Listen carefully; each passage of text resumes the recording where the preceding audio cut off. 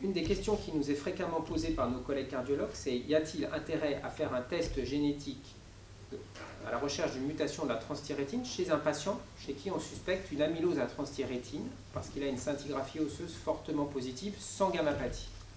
La réponse est qu'il n'y a pas d'âge en fait pour faire un test génétique.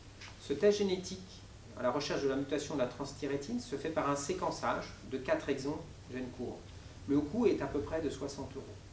Le problème de cette maladie des amyloses à transthyrétine, notamment dans les formes cardiaques, c'est qu'elle se développe très tardivement et donc la moyenne d'âge de nos patients sont entre 72 et 75 ans.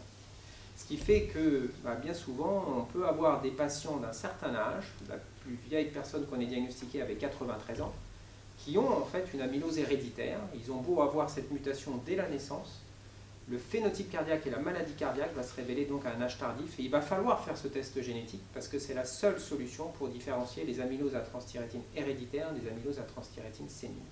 Donc il n'y a pas d'âge pour faire un test génétique dans le cas d'une amylose à transthyrétine. C'est un test qui est très simple, une prise de sang, un tube DTA de 5 ml.